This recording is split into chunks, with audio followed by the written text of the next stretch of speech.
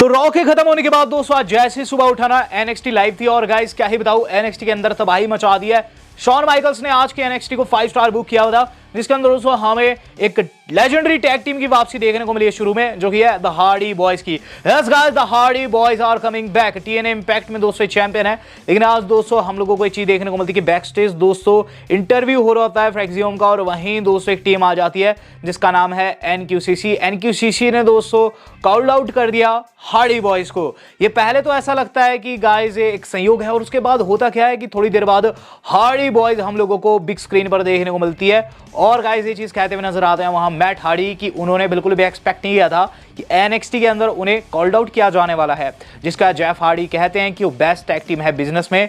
ऐसे में अभी वो टीएनए के अंदर खुद को बेहतर बनाने की कोशिश कर रहे हैं, पहले से ज्यादा बढ़िया होने की कोशिश कर रहे हैं, क्योंकि हमेशा से उनकी यही कोशिश रही है। लेकिन fact of the matter is this, उन्हें फर्क नहीं पड़ता है कि कौन सी टीम उन्हें कॉल्ड आउट कर रही है। एनक्यूसीसी हम तुम्हें नेक्स्ट वीक रिंग में मिलेंगे।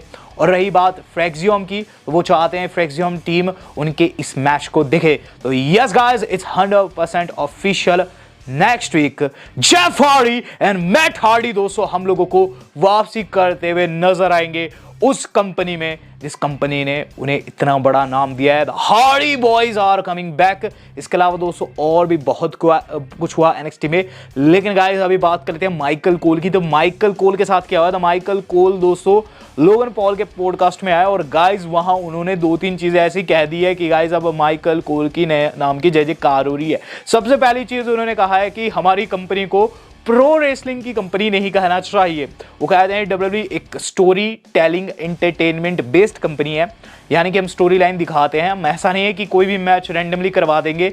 और यहाँ उन्होंने शॉट लिए एईडब्ल्यू के ऊपर, जिसके बाद जब उनसे पूछा जाता है उनके कॉन्ट्रैक्ट के ऊपर, माइकल कोल बताते हैं कि उनके कॉन्ट्रैक्ट में अभी 8 साल बाकी है, यानी कि रख के चलिए दोस्तों अगला 1 दशक लगभग वो हम लोगों को डब्ल्यूडब्ल्यूई के साथ ही देखने को मिलेंगे। और बात करूं माइकल कोल की, आपको याद होगा एक टाइम पर उन्हें बहुत हेट मिलती थी, लेकिन अब जब ट्रिपल एच की आ रहा है, जब आजादी है कमेंटेटर्स को, तो Michael Cole best in the business है। बात कर लेते दोस्तों आज की अपनी थर्ड अपडेट की।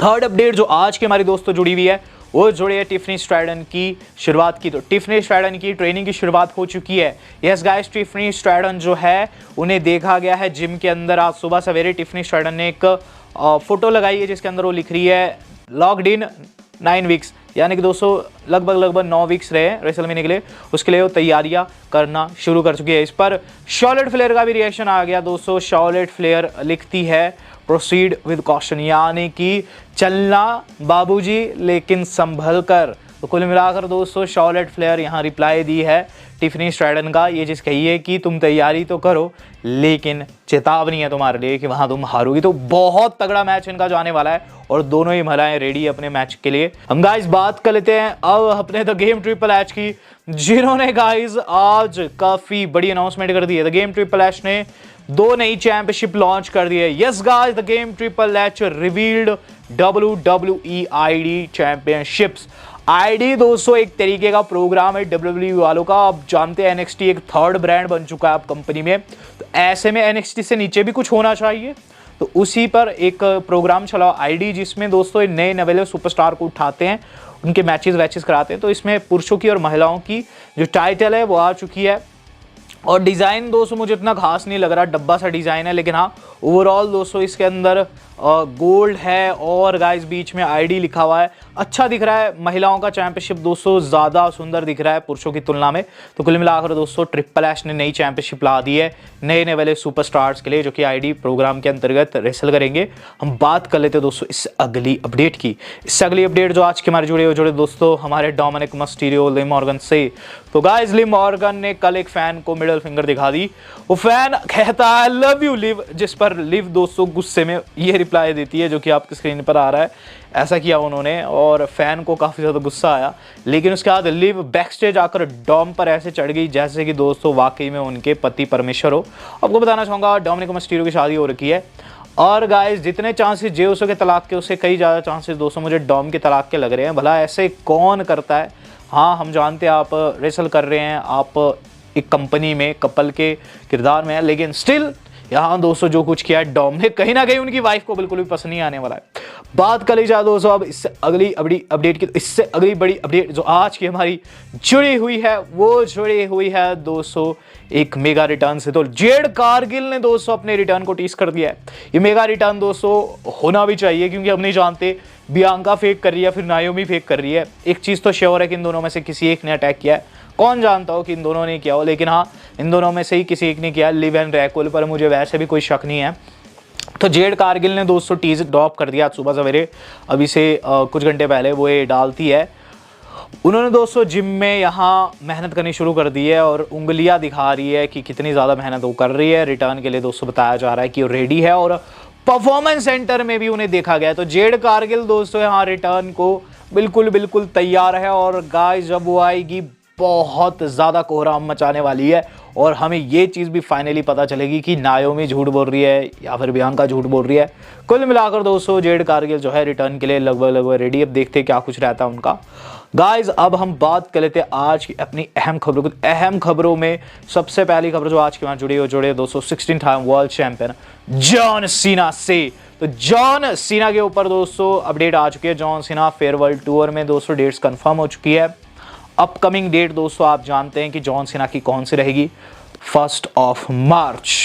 यहाँ दोस्तों 1 मार्च को होने वाला है एलिमिनेशन चेंबर और उसके बाद की डेट्स भी दोस्तों सीना की कंफर्म हो चुकी है। यानी कि जो हमारे पार्ट टाइमर जॉन सीना थे ना वो फुल टाइमर होने वाले हैं, क्योंकि मैं देख रहा था ट्विटर के ऊपर काफ़ी हेट मिल रही है सीना को। ये चीज़ कह रहे हैं कि आपका आखिरी साल था ये और आप ये क्या कर रहे हैं, आप फिर भी पार्ट टाइम ही कर रहे हैं। तो सीना ने कंफर्म कर दिया है कि वो होने वाले हैं बेल्जियम में 17 मार्च को, दैन स्कॉटलैंड में 24 मार्च को, लंदन इंग्लैंड 31 मार्च को। यानी कि दोस्तों पूरा मार्च सीना से भरा पड़ा है। जितनी भी रॉ रहेगी दोस्तों लगभग जितनी भी रॉ रहेगी दोस्तों मार्च में उस सीना के नाम रहने वाली है। और ये डेट्स देखकर दोस्तों मैं बता सकता हूँ कि ये सारे इवेंट्स इंटरनेशनल रहेंगे।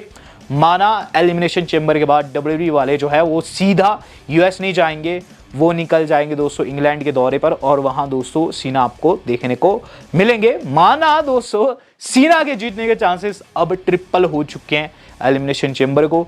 बात कर लेते दोस्तों अपने एक ऐसे रिटर्न की जो कि अगर होता है तो गाइस तबाही हो जाएगी। अलिस्टर ब्लैक को फैंस कह रहे हैं कि आना चाहिए जजमेंट डे के लीडर के तौर पर। जजमेंट डे का एक रूल है, अगर जजमेंट डे के अंदर लीडर ज्यादा बोल बच्चन करता है ना और खुद की चलाता है और खुद को लीडर बताता है तो जजमेंट डे उसके पिछवाड़े पर लात मार देती है। पास्ट में एज के साथ भी ऐसा हुआ है, डेमन के साथ भी हुआ है। अब फिन बैलर का दोस्तों हम 2-3 हफ्ते से देख रहे हैं कि ऑर्डर पास किए जा रहे हैं लिव को, डॉम को, और फिन हार भी रहे हैं। तो एक चीज श्योर है कि फिन को दोस्तों अब लात पड़ने वाली है। ऐसे में दोस्तों फैंस क्या डिमांड कर रहे हैं, फैंस डिमांड कर रहे हैं अलिस्टर ब्लैक जो कि इस वक्त फ्री एजेंट है उन्हें कंपनी में लाया जाए और उन्हें लीडर बनाया जाए जजमेंट डे का। अगर मैं बात करूं इस थिंग के होने की तो गाइस ये हो भी सकती है, क्योंकि अलिस्टर ब्लैक का पूरा कैरेक्टर जो है वो डार्क ही है और अलिस्टर ब्लैक दोस्तों इस डार्क कैरेक्टर के साथ अगर लीडर बनते हैं जजमेंट डे की तो गाइस जजमेंट डे की जो खोई हुई ख्याति है वापस आ जाएगी और ये चीज़ दोस्तों होने के चांसेस काफ़ी हेवी है। गाइस अब हम बात कर लेते हैं ऐसे ही हेवी शो की जो अभी खत्म हुआ है। गाइस NXT ने तबाही मचा दी है। गाइस आपको बताना चाहूँगा आज की NXT के अंदर काफ़ी तबाही मची है और NXT के बाद दोस्तों हम रोमन की अपडेट भी कवर करने वाले हैं। तो फास्ट NXT की बात कर लेते हैं। NXT के अंदर दोस्तों सबसे पहले जो चीज़ देखने को मिलती है वो रहता है दोस्तों मूज की डेब्यू। तो मूज जो कि TNA वर्ल्ड चैंपियन रहे थे पास्ट में, अभी भी एक टाइटल होल्ड करते हैं X डिवीजन, उनका दोस्तों यहाँ डेब्यू हो जाता है। होता है ओबा फेमी रिंग में प्रोमो काटते हैं और कॉल्ड आउट करते हैं दोस्तों। मूज आते हैं सरप्राइजिंगली, यहाँ ओबा फेमी ने मूज को कॉल्ड आउट नहीं किया था, वहाँ मूज आ गए, लोग सरप्राइज हो गए, काफ़ी तगड़ा पॉप मिला। मूज रिंग में आकर ये चीज़ कहते हैं कि ओबा तुम एक बबल में रह रहे हो और मैं इस बबल को बर्स्ट करने यहाँ रखा हूँ। जिस पर ओबा कहते हैं बबल में तो तुम रह रहे हो TNA में, ठीक है, ये मेरी टेरिटरी है। जिसका मूज कहते हैं तब तो ये चीज़ हो ही जानी चाहिए, मूज वर्सेस ओबा फेमी 1-on-1, जिसके बाद दोनों टाइटल हवा में लहराते हैं और ये चीज़ कहते हैं सून। कुल मिलाकर बात इतनी सी, अभी तो इनका मैच नहीं होने वाला है, लगभग 2-3 हफ्ते बाद होगा, लेकिन मूज दोस्तों नेक्स्ट वीक भी फाइट करने वाले हैं। तो मूज दोस्तों अगले हफ्ते फेस करने वाले लेक्सिस किंग को, जहां उनकी X डिवीजन टाइटल दांव पर रहेगी। तो मूज ने दोस्तों यहाँ डेब्यू कर दिया है। वहीं दोस्तों जेफ हार्डी, मैट हार्डी के बारे में तो मैंने आपको बता दिया। इसके अलावा रिकी स्टार्क्स ने भी WWE को ऑफिशियली रिंग में साइन किया है।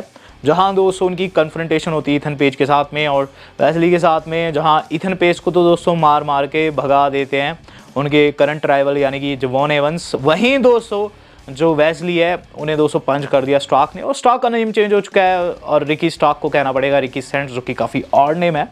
मेन इवेंट की बात करी जाए गाइस, बैकस्टेज हमला होता है। सबसे पहले रिकी स्टार्क्स देख के चौंक जाते हैं और प्योर केओस बताते हैं एनएक्सटी को, वो क्रेजी प्लेस बताते हैं। ये टैग दोस्तों पता नहीं था किसने किया, लेकिन फिर दोस्तों शो की एंडिंग आती है गाइस। इस नई शील्ड को पार्किंग लॉट एरिया में देखा जाता है और जो दोस्तों रॉक की बेटी है जनरल मैनेजर है एनएक्सटी की, वो गाइस काफ़ी ज़्यादा शौक तब हो जाती है जब गाइस वो पार्किंग लॉट एरिया के साथ लगते हुए कमरे में उतरती है जहां हर एक बंदे को, हर एक ऑफिशियल्स को तोड़ रखा था इस न्यू शील्ड ने। द शील्ड 2.0 की तबाही कंटिन्यू है और गाइस जैसे कि मैंने आपको बताया कि ये जो न्यू शील्ड है मेन रोस्टर में भी आखिर तबाही मचा सकती है। रोमन रेंस या फिर हमारे किसी फेवरेट स्टार पंक या फिर सेथ पर अटैक कर सकती है। इस चीज़ के होने के चांसेस अब और ज़्यादा हो चुके हैं क्योंकि गाइस इन्होंने एनएक्सटी को तो डिस्ट्रॉय कर ही दिया है, क्या पता आगे जाकर मेन रोस्टर में भी ये तबाही मचाए। तो इस नई शील्ड की दोस्तों तबाही बिल्कुल वैसी है जैसे कि ओजी शील्ड की रहती थी। तो कहीं ना कहीं डब्ल्यू वाले वाकई में रेप्लिकेट कर रहे हैं ओल्ड शील्ड को यहाँ नए स्वरूप में। मेन इवेंट जो आज की वीडियो का है वो है रोमन रेंस की वापसी। तो सेथ रॉलिंस ने दोस्तों हाल फिलहाल में रोमन की वापसी के ऊपर काफ़ी कंट्रोवर्शियल बयान दिया है, लेकिन मैं आपको बताऊंगा कहाँ ओटीसी के वापसी के चांसेस है। सेथ का क्या कहना है? सेथ का कहना है कि मैंने रोमन को स्टॉम्प कर दिया। वो कहते हैं जैसे कि इंटरव्यूअर कहते हैं, जैसे कि तैने बताया भी, मैंने उसे स्टॉर्म कर दिया है। रही बात रोमन की, तो रेसलमेनिया में वो होगा कि नहीं होगा इस पर मैं कुछ नहीं कहने वाला। आई डोंट नो वो कब लौटेगा क्योंकि मैंने उसे स्टॉर्म कर रखा है। इज ऑन लिमिटेड स्केड्यूल, वो लिमिटेड स्केड्यूल में है और अगर वो आना चाहे तो वो आ सकता है, लेकिन उसकी वापसी के चांसेस मुझे नहीं लग रहे। तो रॉलिंस ने दोस्तों यहाँ ये चीज़ साफ कर दी कि स्टॉर्म के चलते रोमन को घर पर बैठा दिया है। तो ये जो राइवलरी है इतनी हीटअप हो रही है, मैं देख रहा हूँ ट्विटर पर कई लोग कह रहे हैं रोमन वर्सेस सेथ हेल इन अ सेल में होना चाहिए। अब गाइस ये कब होगा वो तो आप जानते हैं, लेकिन क्या ये हेल इन अ सेल होगा वो तो समय बताएगा। यहाँ दोस्तों मैं आपको बता देता हूँ रोमन रेंस के लौटने के चांसेस कहाँ है। तो एलिमिनेशन चेंबर में दोस्तों आप कह सकते हैं कि रोमन रेंस की वापसी हो सकती है क्योंकि वहाँ सेथ का मैच है। सेथ ऐसे हारेंगे तो अजीब सा लगेगा। हो सकता है ओटीसी रोमन रेंस वहाँ उन्हें स्पीयर वगैरह लगा दे, स्पीयर विपियर लगा दे, कुछ भी दोस्तों ऐसा कर दे जिससे सेथ रॉलिंस के मन में और भी ज़्यादा हेट पैदा हो, क्योंकि यहाँ रॉलिंस जो है कहीं ना कहीं जिस तरीके का मोमेंटम लेके उतर रहे हैं एलिमिनेशन चेंबर में, उनका हारना मुश्किल है। तो यहाँ दोस्तों ओटीसी रोमन रेंस आकर उन्हें वहाँ डिस्ट्रॉय कर सकते हैं जिसके तहत आगे जाकर इनका मैच बने। लेकिन इसमें दोस्तों सीएम पंक का तड़का लगता है या फिर नहीं वो तो चेंबर में ही पता चलेगा। मुझे लग रहा है कि रोमन रेंस एलिमिनेशन चेंबर की ओर अग्रसर है जो कि भारत में 2 मार्च को आएगा। अब देखते आगे क्या रहता है। वीडियो अच्छी लगी हो ज़्यादा शेयर कीजिएगा, डू सब्सक्राइब। दोस्तों आज तक इतना ही, धन्यवाद, शब्बा खैर।